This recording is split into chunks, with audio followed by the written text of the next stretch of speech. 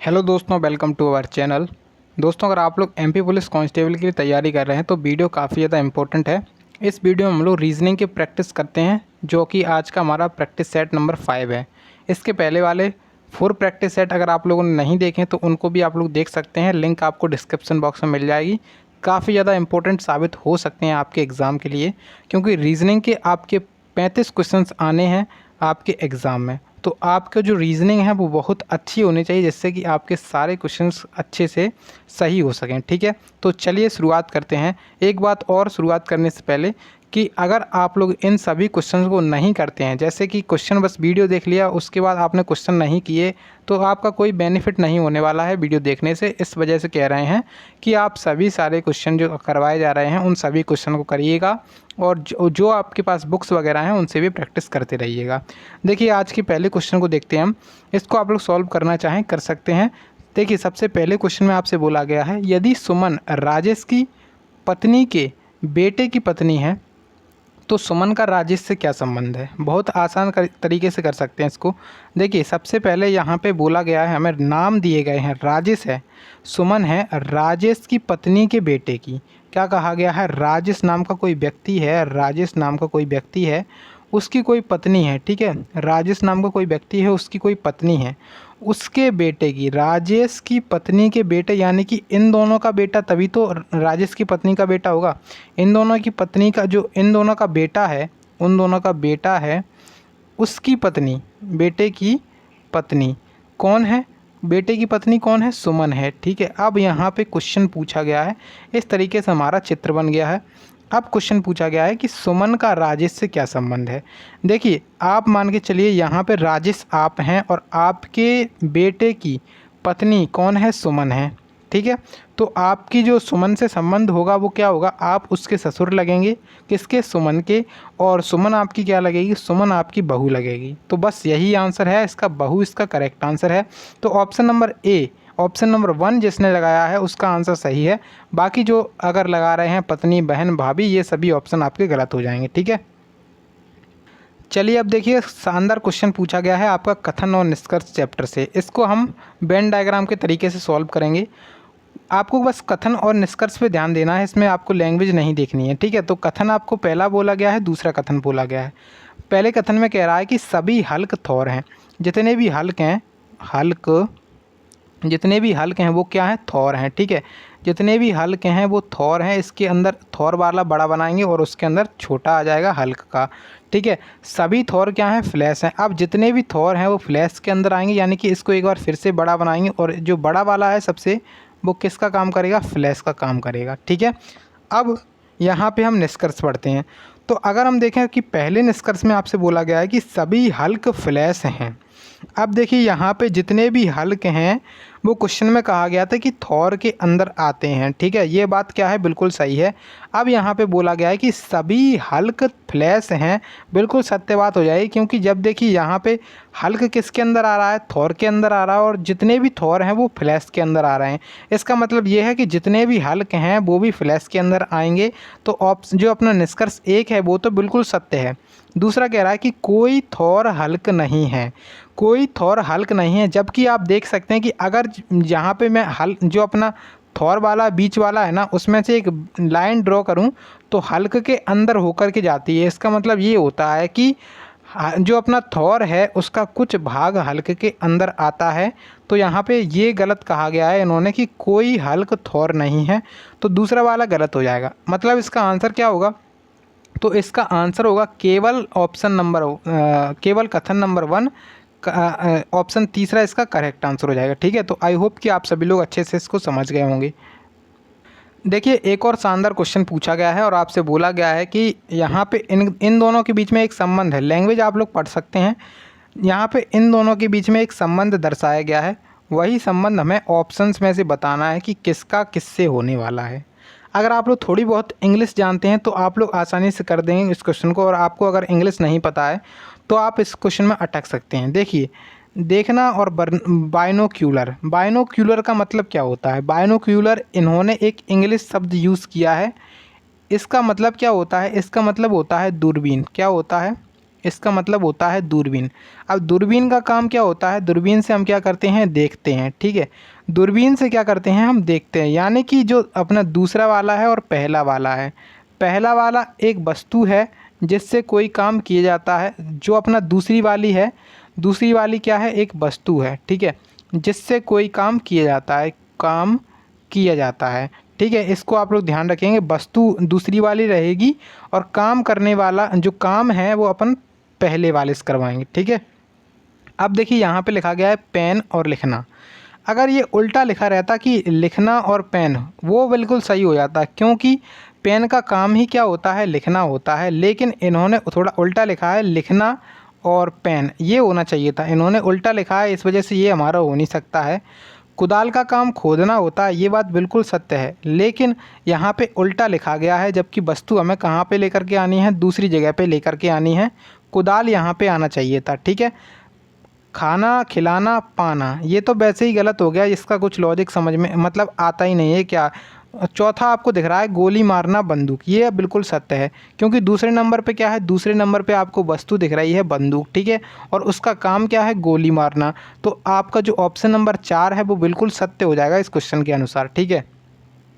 चलिए अब देखिएगा अगले क्वेश्चन को, अगर आप इस पर ध्यान से देखेंगे तो इसमें आपसे बोला गया है कि एक खास कूट भाषा में यदि गेट को EAGET लिखा जाता है तो उसी कूट भाषा में BOOK को यानी कि बुक को कैसे लिखा जाएगा। तो सबसे पहले यहाँ पे कई सारे लॉजिक बन सकते हैं, आपको मैं लॉजिक समझा देता हूँ कि इसमें क्या लॉजिक लगाया गया है। तो देखिए यहाँ पे GATE जो लिखा हुआ है, इसको इन्होंने लिखा है AGET। तो इसमें इन्होंने लॉजिक कुछ इस तरीके से लगाया है, इसको इन्होंने पहले दो भागों में बांटा है, ठीक है, दो भागों में बांटा है। उसके बाद इसमें इन्होंने क्या कर दिया है, क्रॉस मल्टीप्लाई कर दिया है। क्रॉस मल्टीप्लाई से मतलब क्रॉस कर दिया है, ठीक है, क्रॉस कर दिया है और कुछ नहीं किया है, इसको इस तरीके से क्रॉस कर दिया है, यानी कि जो दूसरे नंबर पे था वो पहले पे आ गया है और जो पहले पे था वो दूसरे पे चला गया है। उसी प्रकार से जो चौथे पे था वो तीसरे पे आ गया है, तीसरे पे था वो चौथे पे आ गया है। इस तरीके से इन्होंने क्रॉस किया है बस।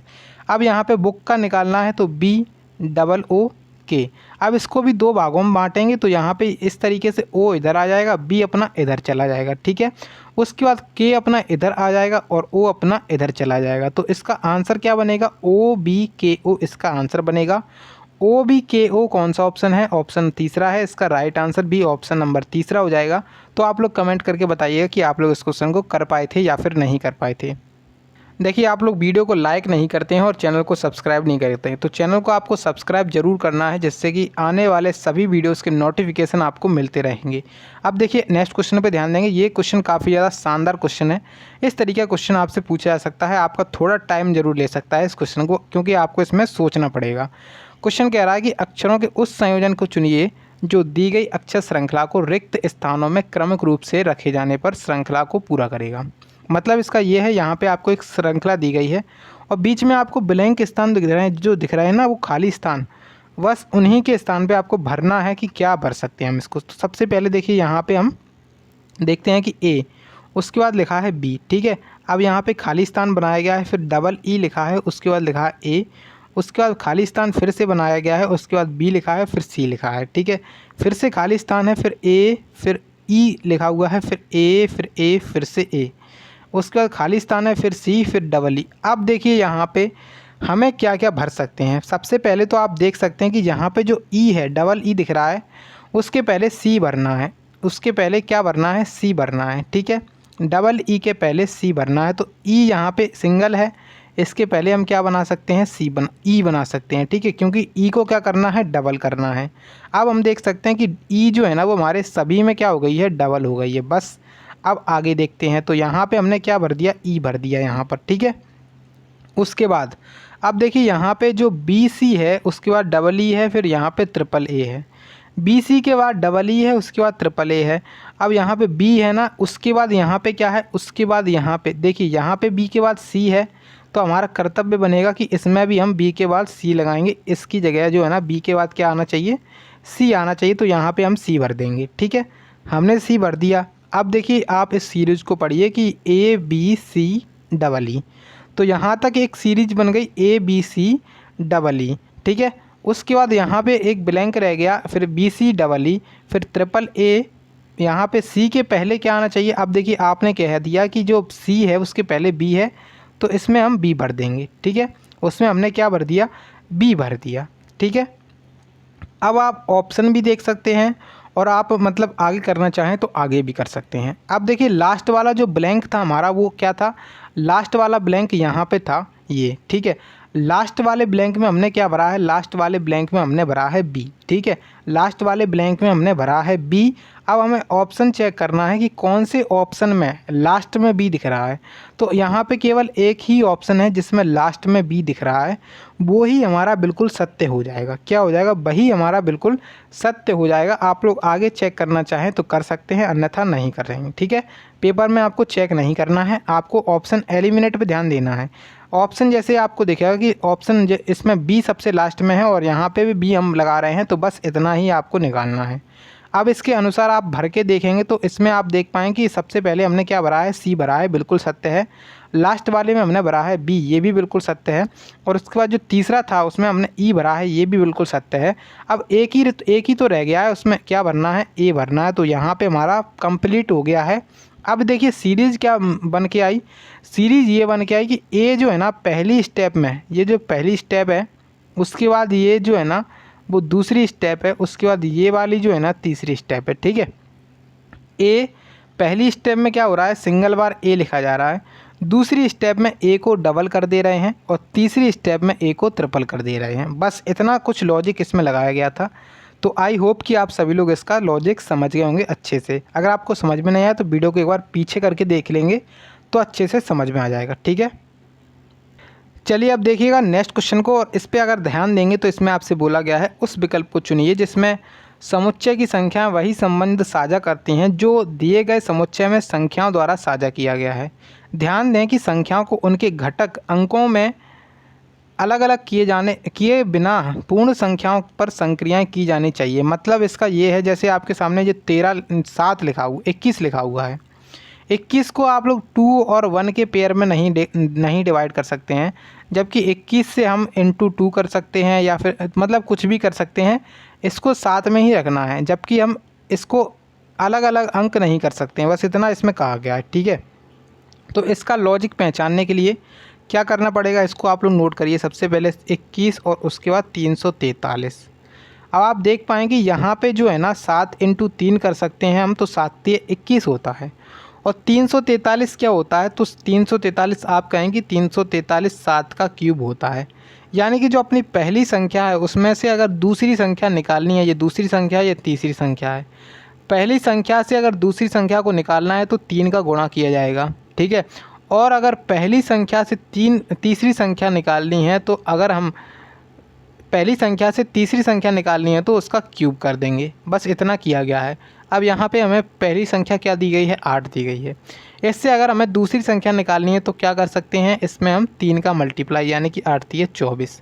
ठीक है, उसके बाद यहाँ पे जो तीसरी संख्या निकालेंगे हम, तो तीसरी संख्या में क्या करेंगे? 8 का क्यूब करेंगे, जो कि होता है 512। ठीक है, 512 इन्होंने लिखा है, बिल्कुल सत्य हो जाएगा ये। ठीक है, तो ये लॉजिक इसमें लगाया गया है। अब हम ऑप्शन चेक करेंगे कि कौन सा ऑप्शन इसके हिसाब से बन रहा है। तो देखिए यहाँ पे अब आप देख सकते हैं कि 5 10 और 225 लिखा हुआ है। पहली संख्या से दूसरी संख्या के लिए 3 का मल्टीप्लाई करना था और यहाँ पे कितना होना चाहिए था? 15 होना चाहिए था, और इन्होंने लिख दिया है 10। तो ये तो वैसे ही गलत हो गया, इसको हटा दो। दूसरा यहाँ पे 11 छिंगे 66, तो 11 और 66 इसमें 6 का मल्टीप्लाई हो गया है, जबकि हमें 3 का करना था। इसमें देखिए यहाँ पे तो सही किया है, 9 27 और 729। ठीक है, अब देखिए 9 इंटू 3 करेंगे तो कितना हो जाएगा? 27 हो जाएगा, बिल्कुल सत्य बात है। अब 9 का जो क्यूब होता है वो कितना होता है? 729 होता है। ये बात भी बिल्कुल सही है, मतलब हमारा तीसरा ऑप्शन यहाँ पे सही हो जाएगा। तीसरा ऑप्शन जो है ना 9 27 729 वो बिल्कुल सत्य हो जाएगा। बाकी हम चेक कर चुके हैं, इसमें तो वैसे भी नहीं होगा, क्योंकि 8 इंटू 3 करेंगे तो 8 3 24 होता है, इन्होंने लिखा है 50। तो हमारा राइट आंसर आप लोग ऑप्शन तीसरा लगा लीजिएगा, बिल्कुल सत्य हो जाएगा। चलिएगा अब देखिएगा नेक्स्ट क्वेश्चन को, और इसमें आपसे पूछा गया है 4 अक्षर समूह दिए गए हैं जिनमें से 3 किसी प्रकार से एक जैसे हैं और एक अलग है। उस अक्षर समूह को चुनिए जो बाकियों से अलग है। अब आपको बताना है कि बाकियों से अलग कौन सा है। तो देखिए सबसे पहले अगर आप देख पाएंगे यहाँ पे Q लिखा है और उसके बाद X लिखा है। अगर आप लोग, मैंने आपको बताया है कि आप लोग अगर इस प्रकार के क्वेश्चन को बहुत ज़्यादा जल्दी करना चाहते हैं, कम समय में करना चाहते हैं, तो आपको एक बार इनके जो अंग्रेजी वर्णमाला है उसमें जितने भी लेटर हैं, 26 लेटर हैं, उनकी नंबरिंग आपको मुँह जुबानी रटी होनी चाहिए कि कौन सा लेटर कौन से स्थान पे आता है। जैसे आप मेरी बोलेंगे तो यहाँ पे जो Q है वो 17 पे आता है, X आता है 24 पे, ठीक है। अब यहाँ से 17 से 24 हुआ है, इसमें 7 जोड़ दिया गया है। इसमें कितना जोड़ दिया गया है? 7 जोड़ दिया गया है, यानी कि पहले वाले में 7 जोड़ रहे हैं। दूसरा वाला अगर आप चेक करना चाहें, तीसरा वाला और चौथा वाला, दूसरे वाले में अगर आप चेक करना चाहेंगे तो W जो है ना वो कितने नंबर पे आता है? W आता है 23 नंबर पे और C आता है अपना 29 नंबर पे, इसमें जोड़ा गया है 6। तीसरा वाला अगर आप चेक करना चाहें तो P आता है 16 नंबर पे, W आता है अपना 23 नंबर पे, तो 16 से 23 जाने के लिए 7 जोड़ा जाएगा। उसी प्रकार से अगर आप लोग चौथा वाला चेक करेंगे तो F जो है ना वो कितने नंबर पे आता है? आप कहेंगे सर F जो है ना 6 नंबर पे आता है, M आता है 13 नंबर पे, इसमें भी जोड़ा गया है 7। अब आप देख सकते हैं कि हमने पहले वाले में 7 जोड़ा है, पहला वाला जो ऑप्शन था उसमें 7 जोड़ा है, तीसरे वाले ऑप्शन में भी 7 जोड़ा है, आप देख सकते हैं, और चौथे वाला जो ऑप्शन है उसमें भी कितना जोड़ा है? 7 जोड़ा है। केवल एक ही ऑप्शन ऐसा है जिसमें हमने 6 जोड़ा है, और वो ऑप्शन कौन सा है? वो ऑप्शन है दूसरा। तो हमें यहाँ पे क्या बताना था? बाकियों से अलग बताना था। तो बाकियों से अलग कौन सा हो जाएगा? ऑप्शन नंबर दूसरा बाकियों से अलग हो जाएगा, ऑप्शन 2 इसका राइट आंसर है, ठीक है। अब देखिएगा आपके सामने नेक्स्ट क्वेश्चन है और इसमें आपसे पूछा गया है, निम्नलिखित प्रश्न में 4 संख्या युग्म दिए गए हैं, प्रत्येक युग्म में यहाँ पे एक लॉजिक बन रहा है, इनके बीच में कोई ना कोई लॉजिक होगा और उस लॉजिक को पहचान करके हमें एक अलग संख्या मतलब अलग जोड़ा बताना है कि इसमें से सबसे अलग कौन सा है। तो अब देखिए यहाँ पे आप अगर गौर से देखेंगे इसको, तो गौर से देखेंगे, अगर आपको थोड़ा बहुत स्क्वायर का आइडिया होगा, किसका स्क्वायर निकालने का, या फिर स्क्वायर आपको याद होंगे, तो आप बड़े आसानी से इसको कर पाएंगे। तो इसमें एक मेथड लगाया गया है, बस स्क्वायर मेथड लगाया गया है। स्क्वायर मेथड कैसे? यहाँ पे जो 52 लिखा हुआ है इसका स्क्वायर लिख दिया है इन्होंने, कितना? 2704। 52 का स्क्वायर होता है 2704, आप लोग निकाल करके चेक कर सकते हैं। उसी प्रकार से जो 42 होता है उसका स्क्वायर कितना होता है? उसका स्क्वायर होता है 1764, ठीक है। तीसरा यहाँ पे आपके सामने लिखा है 38, तो 38 का स्क्वायर भी कितना होगा? 1444 होता है, इसको भी आप लोग निकाल करके चेक कर सकते हैं। जबकि अगर आप देखें यहाँ पे 64 जो लिखा हुआ है, 64 का स्क्वायर कितना होता है? इन्होंने लिखा है हमारे सामने 4032, जबकि 64 का स्क्वायर कितना होता है? निकाल करके चेक कर सकते हैं। देखिए 64 का अगर स्क्वायर निकालेंगे यहाँ पे डबल बार इस तरीके से आप लोग मल्टीप्लाई करना हम आपको सिखाते हैं। तो यहाँ पे आपने इस तरीके से मल्टीप्लाई लगाना है, उसके बाद आपको एक बार इसका मल्टीप्लाई करना है। तो 4 चौके हो गया 16, एक यहाँ पे हासिल अलग रखनी है, ठीक है। अब यहाँ पे आपको करना क्या है? इनका आपस में मल्टीप्लाई करना है। तो अगर आप देखें 4 छिंगे 24 और 4 छिंगे 24, आपस में दोनों को जोड़ देंगे तो कितना हो जाएगा? 24 दूनी 48, और एक हासिल ये वाली जुड़ जाएगी, तो यहाँ पे आ जाएगा कितना?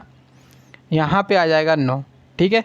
48 और 1 49, अब 4 हासिल आ जाएगी, छगना के 36, 36 और 4 होता है 40, तो 4096 इसका क्या होता है? स्क्वायर होता है। आपको याद होना चाहिए ये मुँह जुबानी, जब स्क्वायर आपको याद होंगे तो आप बड़े आसानी से निकालोगे। 4096 जो है ना किसका स्क्वायर होता है? 64 का स्क्वायर होता है। जबकि आपको पता है जो 16 होता है उसका क्यूब कितना होता है? 16 का क्यूब भी 4096 ही होता है। तो आप लोग देख सकते हैं कि 4096 होना चाहिए था और इन्होंने लिखा है 4032। इस वजह से जो है ना हमारा यहाँ पे सबसे अलग कौन सा हो जाएगा? ऑप्शन नंबर 1 इसका अलग हो जाएगा। राइट आंसर भी आपका ऑप्शन नंबर 1 ही हो जाएगा, ठीक है। चलिए अब देखिएगा नेक्स्ट क्वेश्चन को, और आपसे अगले क्वेश्चन में पूछा गया है कि कितने घर केवल बाइक हैं? कितने घर ऐसे हैं जो केवल और केवल क्या हैं? बाइक हैं। आप इंग्लिश थोड़ी बहुत तो समझते होंगे। देखिए कार यहाँ पे है, हाउस मतलब घर, और बाइक यहाँ पे है, ठीक है। अब आपको बताना है कि कितने घर केवल बाइक हैं।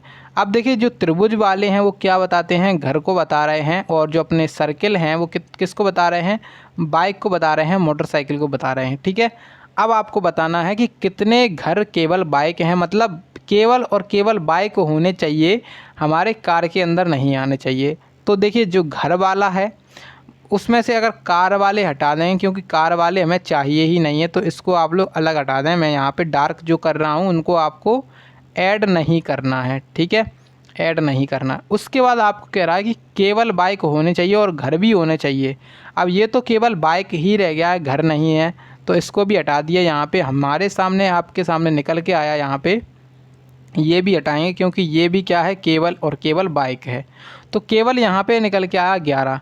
तो 11 ऐसे हैं जो केवल घर और बाइक हैं। क्या हैं, कितने घर केवल बाइक हैं, तो आप कहें कि 11 घर केवल बाइक हो जाएंगे, ठीक है। अब ऑप्शन मैच करिएगा यहाँ पे, तो ऑप्शन आपका तीसरा इसका राइट आंसर हो जाएगा, यानी कि 11, ठीक है।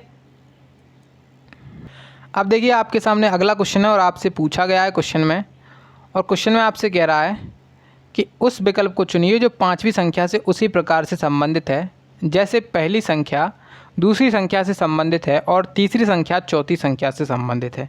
मतलब आपके सामने एक 12 दिया गया है, दूसरा आपको दिया गया है 36। 12 का संबंध जैसे 36 से है उसी प्रकार से 18 का संबंध 81 से है, और हमसे पूछा गया है कि 56 जो है ना उसका संबंध किससे होगा।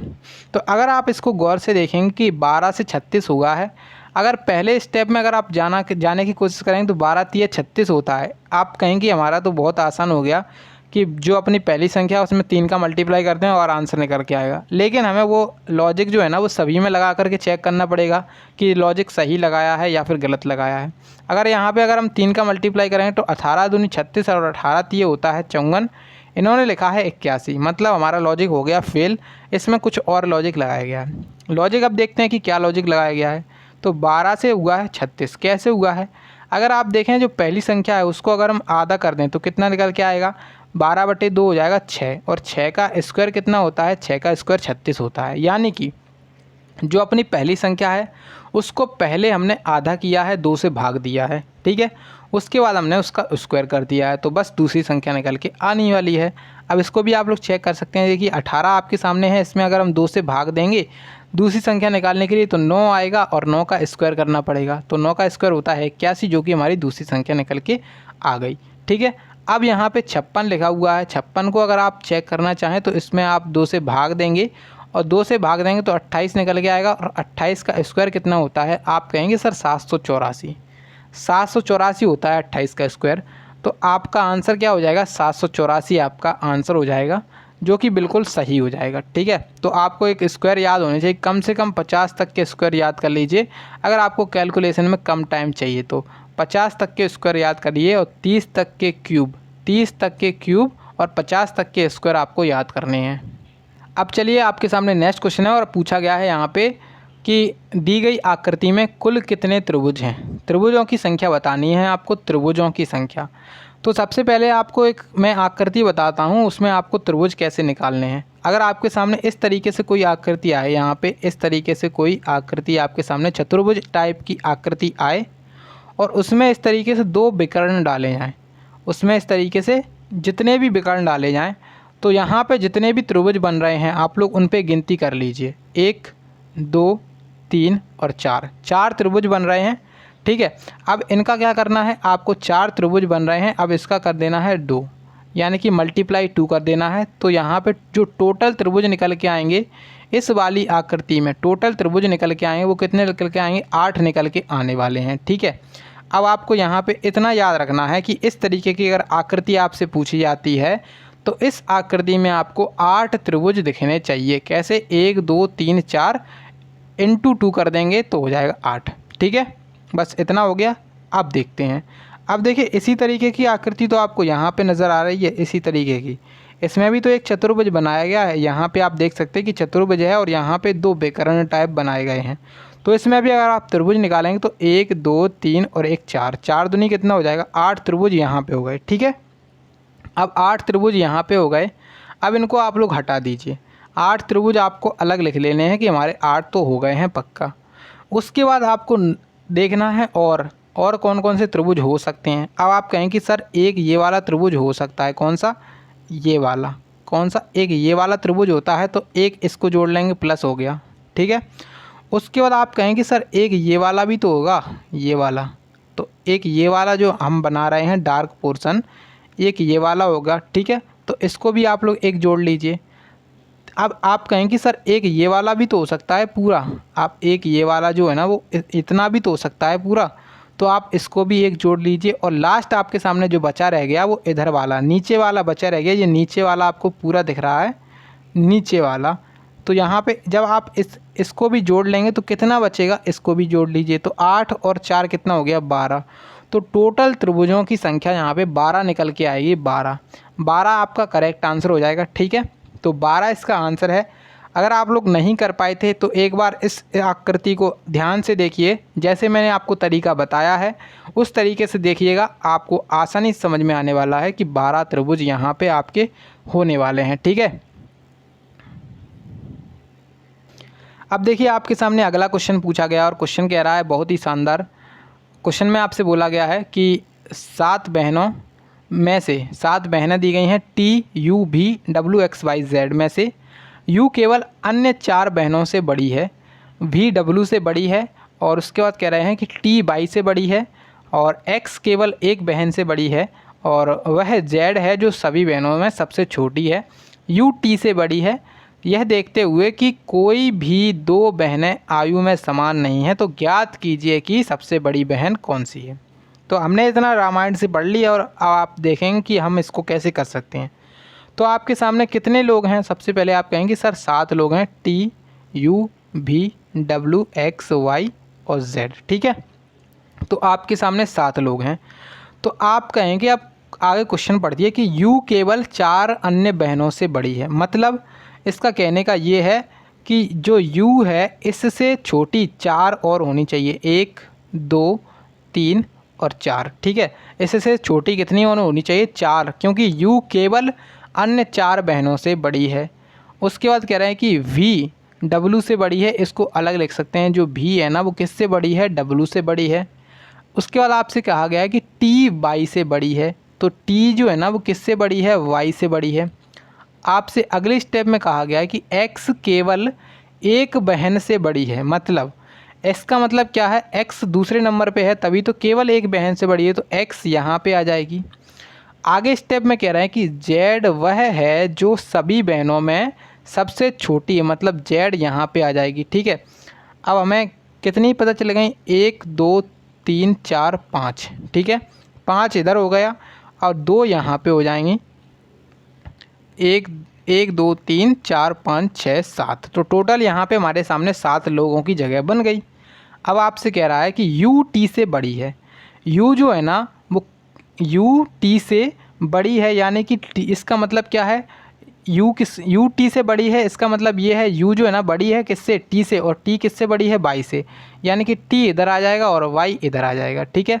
इन दो इसके बीच में आप लोग इस तरीके से चिन्ह भी लगा सकते हैं। U जो है ना वो किससे बड़ा हो गया, T से बड़ा हो गया। उसके बाद कह रहे हैं कि यह देखते हुए कि कोई भी 2 बहनें आपस में आयु में समान नहीं हैं, तो ज्ञात कीजिए कि सबसे बड़ी बहन कौन सी है। अब देखिए यहाँ पे हमारे सामने केवल एक बचा रह गया है कि जो अपना V है वो W से बड़ी है, जो V है वो किससे बड़ी है, W से बड़ी है। इसका मतलब ये है हमारे सामने 2 ही जगह बची हैं, 2 ही जगह बची हैं कि V किससे बड़ी हो जाएगी, W से बड़ी हो जाएगी। बस हमारा चित्र बन के तैयार हो गया है। अब आपको बताना ये है कि ज्ञात कीजिए कि सबसे बड़ी बहन कौन सी है। तो आप कहें कि सबसे बड़ी, देखिए सबसे छोटी पूछा जाता तो आपके क्वेश्चन में ही दिया गया था Z है, लेकिन सबसे बड़ी पूछा गया है तो आप लगाएंगे आंसर क्या, V आप आंसर लगाइएगा। अब भी हमने V और W को यहाँ पे क्यों सेट किया है, क्योंकि इन्होंने कह दिया कि कोई भी 2 बहनें आयु में समान नहीं हैं, इस वजह से हमें V और W को यहाँ पे सेट करना पड़ा, ठीक है। और हमारी जो सबसे बड़ी सिस्टर निकल के आई, बहन निकल के आई, वो कौन सी निकल के आई, V निकल के आएगी। ऑप्शन 2 इसका करेक्ट आंसर हो जाएगा, ठीक है। चलिएगा आप देखिएगा अगले क्वेश्चन को, और इसमें आपसे बोला गया है, क्वेश्चन आपसे कह रहा है कि यदि एक कूट प्रणाली में 38,474 को इस तरीके से लिख रहे हैं तो उसी कूट प्रणाली में 28,664 को कैसे लिखा जाएगा। तो देखिए 38 लिखा है, सबसे पहले 38,474, इसको लिखा है 47, 56 और 5। अब कैसे लिखा है, देखिए यहाँ पे क्या हुआ है, +1 हुआ है, 3 से 4 हुआ है, और इसमें क्या हुआ है, -1 हुआ है, 8 से 7। 4 से 5 हुआ है, इसमें जोड़ा गया है। 7 से 6 हुआ है, इसमें घटाया गया है। 4 से 5 हुआ है, इसमें 1 जोड़ा है।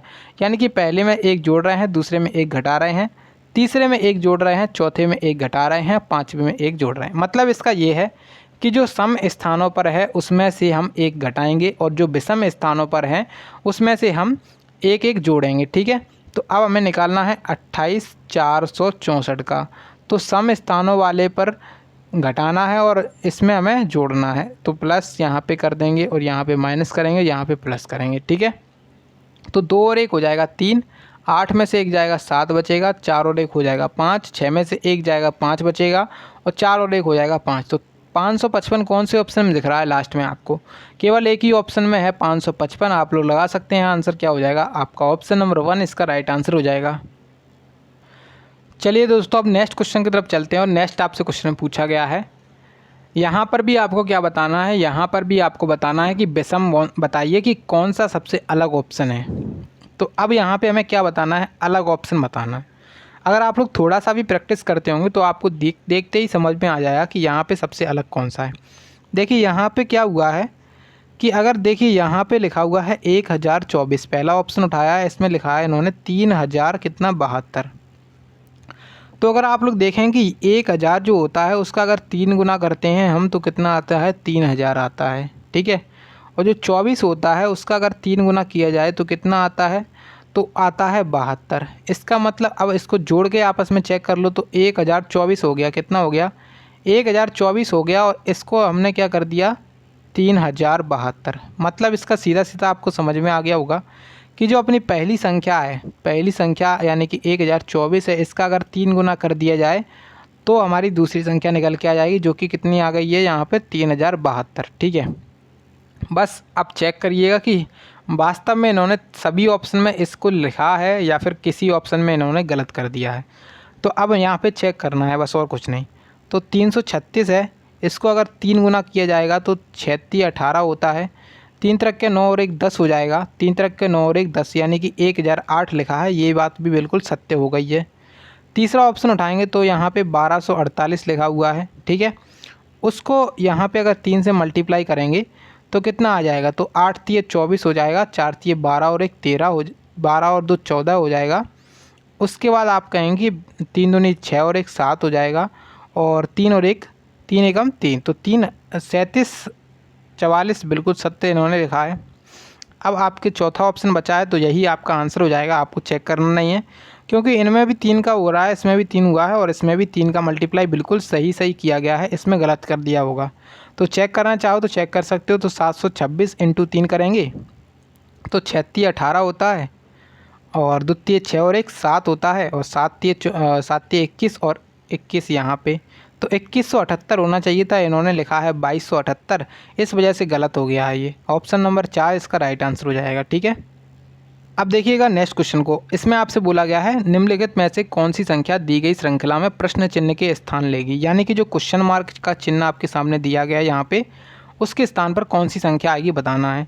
सबसे पहले आपको इस सीरीज को नोट करना है। 25 लिखा हुआ है, उसके बाद लिख दिया है 42, उसके बाद 61 लिखा हुआ है, फिर लिखा है इन्होंने 82 क्वेश्चन मार्क लगा करके 130 को लिख दिया है। ठीक है, अब इन्होंने किया क्या है, इस क्वेश्चन को सॉल्व करने के लिए जब भी आपके सामने श्रृंखला वाला क्वेश्चन आए, सीरीज वाला क्वेश्चन आए, आपको डिफरेंस निकालना है। डिफरेंस कैसे, डिफरेंस यहाँ पे 25 से 42 हो गया है, 25 से 42 हो गया है, 17 जोड़ा गया है, घटा करके चेक कर सकते हैं, जोड़ करके चेक कर सकते हैं। तो 25 और 17 होता है 42। उसी प्रकार से 42 से अगर 61 की तरफ जाएंगे तो आप कहेंगे सर यहाँ पे तो 19 जोड़ दिया है। 61 से 82 की तरफ जाएंगे तो आप कहेंगे सर यहाँ पे तो 21 जोड़ दिया है। तो अब आपको सीरीज़ धीरे धीरे समझ में आ रही है कि 17 19 21 यानी कि विषम संख्याएं जोड़ते जा रहे हैं। तो 17 19 और 21, अब क्या जोड़ेंगे, आप कहेंगे 21 और 2 कितना हो जाएगा 23, तो यहाँ पे हम 23 जोड़ेंगे। तो 23 जब इसमें जोड़ा जाएगा कितना बचेगा, तो 105 हो जाएगा, 105 हो जाएगा। अब आपको अगर डाउट लगता है कि हमारा 105 जो आया है वो सही है या फिर गलत है, तो आगे चेक कर लो रख करके। इसमें देखिए अब 23 जोड़ा था तो आगे हम क्या जोड़ेंगे 25 जोड़ेंगे, और आप कहेंगे 105 और 25 130 होता है, बिल्कुल सत्य है। तो ये प्रूफ भी हो गया है कि हमारा 105 जो आया है वो बिल्कुल सही आया है। तो ऑप्शन तीसरा लगा लीजिएगा, बिल्कुल सही आंसर हो जाएगा। ठीक है, अब देखिए नेक्स्ट क्वेश्चन को, इसमें आपसे पूछा गया है कि दी गई दो संख्याओं को आपस में बदलने पर निम्नलिखित समीकरण का मान बताइए। 13 और 11 को चेंज करना है और अपना राइट आंसर निकालना है। तो देखिए सबसे पहले 48 लिखा है हमारे सामने, उसमें उसको लिखा है 6 + 9 माइनस, अब हमें 11 की जगह 13 रखना है, फिर से 11 की जगह 13 रखना है और जो 13 है उसकी जगह 11 रखना है। अब आप यहाँ पे बोर्ड मास नियम लगाएंगे, जो बोर्ड मास नियम होता है उसको लगाना है बस, और कुछ नहीं करना है।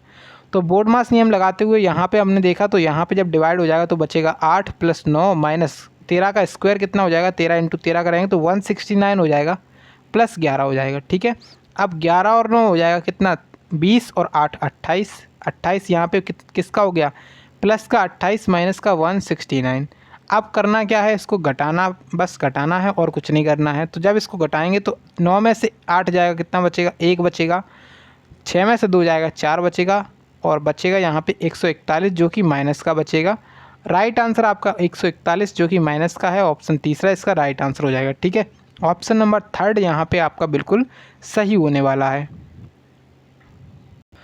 अब चलिए नेक्स्ट क्वेश्चन आपसे पूछा गया, क्वेश्चन में आपसे बोल रहा है कि दिए गए शब्दों को शब्दकोश के क्रम के अनुसार व्यवस्थित करने पर कौन सा शब्द तीसरे स्थान पर आएगा। तीसरे स्थान पर आने का मतलब क्या है, यहाँ पे हमें अंग्रेजी वर्णमाला के क्रम में लिखना पड़ेगा और इसका आंसर बताना पड़ेगा। ठीक है, तो सबसे पहले यहाँ पे आपको कॉमन ढूंढना है। क्या ढूंढना है, कॉमन ढूंढना है। ठीक है, तो कॉमन ढूंढते हैं, यहाँ पे निकालिए कि क्या कॉमन हो सकता है। आप कहेंगे सर यहाँ पे PERI, जो PERI है यहाँ तक सभी स्पेलिंग जो दी गई हैं उनमें कॉमन है। ठीक है, उसके बाद हम चेक करेंगे, तो PERI तक तो यहाँ पे सभी कॉमन है, तो इसको आप लोग हटा भी सकते हैं और लिख भी सकते हैं। ठीक है, इसको हटा सकते हैं। अब देखिए यहाँ पे I के बाद W लिखा है, L लिखा है, इसमें M लिखा है, इसमें O लिखा है और इसमें S लिखा है।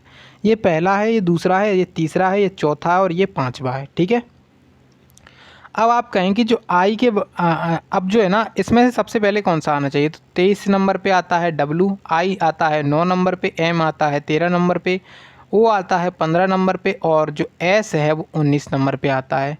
ठीक है, अब इसमें आपको बताना क्या था, इसमें बताना ये था कि हमारा सबसे पहले कौन सा आएगा। सबसे पहले ये यहाँ पे आएगा कि I यानी कि 9 वाला पहले आएगा, यानी कि 2 ऑप्शन से स्टार्टिंग होगी। ठीक है, 2 से स्टार्टिंग होगी। उसके बाद इसके बाद यानी कि जो दूसरे नंबर की स्पेलिंग है वो पहले स्थान पर आएगी। दूसरे स्थान पर कौन सी आएगी, 13, यानी कि तीसरे वाली स्पेलिंग। चौथे स्थान पे आएगी अपनी चौथी वाली स्पेलिंग, सॉरी तीसरे स्थान पे अपनी चौथी वाली स्पेलिंग आएगी।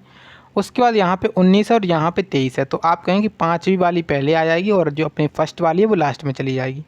तो अब हमें बताना था कि तीसरे स्थान पर कौन सी स्पेलिंग आएगी। थी तीसरे स्थान पर जो आने वाली स्पेलिंग है वो है चौथी वाली स्पेलिंग। इस कोड को चेक कर लीजिए, ये कोड आता है आपके एग्ज़ाम में बनाने को। ठीक है, आपके एग्ज़ाम में ये कोड आता है बनाने को और आपसे पूछने के लिए ऐसे भी पूछ सकता है। ठीक है, तो कोड यहाँ पे आपको बनाना सीखना है।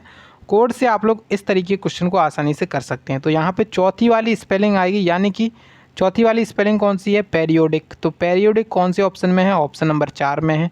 तो राइट आंसर भी आपका ऑप्शन नंबर 4 है, पेरियोडिक इसका राइट आंसर है। ठीक है, अब चलिए हमारा आज का लास्ट क्वेश्चन है और क्वेश्चन काफ़ी ज़्यादा शानदार क्वेश्चन है और इस क्वेश्चन में आपसे बोला गया है उस विकल्प को चुनिए जो 5वें अक्षर समूह से उसी प्रकार से संबंधित है जैसे दूसरा अक्षर समूह पहले अक्षर समूह से संबंधित है और चौथा अक्षर समूह तीसरे अक्षर समूह से संबंधित है। अब यहाँ पे आपको दिया गया है वायर।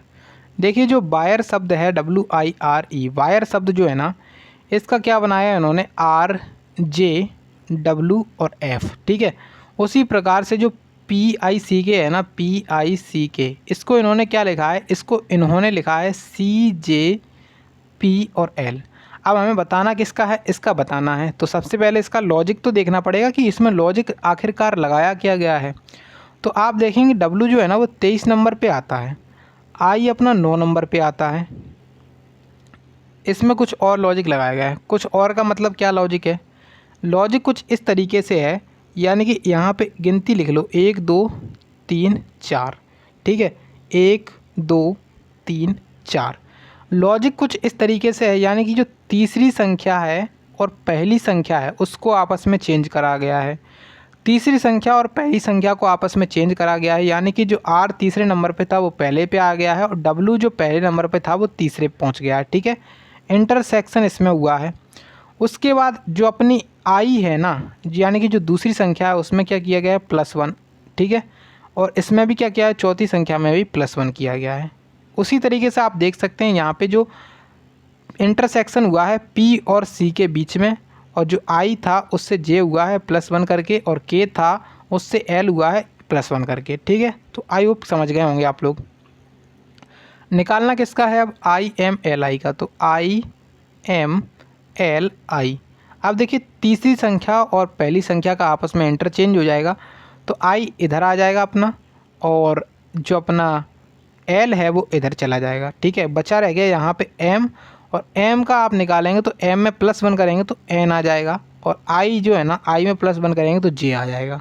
बस इतना निकालना था, तो इसका कोड निकल के तैयार हो गया। और क्या निकल के आया कोड, LNIJ।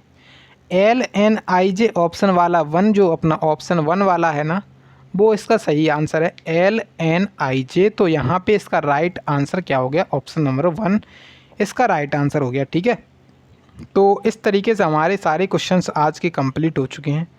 अब आपको कमेंट में ये बताना है कि आपके कितने क्वेश्चन यहाँ पे सही निकले हैं। ठीक है, इतना तो आप कर ही सकते हैं कमेंट करके कि कितने क्वेश्चन आपके सही निकले हैं, इतने आप बता दीजिएगा। और उसके बाद आपको करना क्या है, वीडियो को एक लाइक कर दीजिएगा।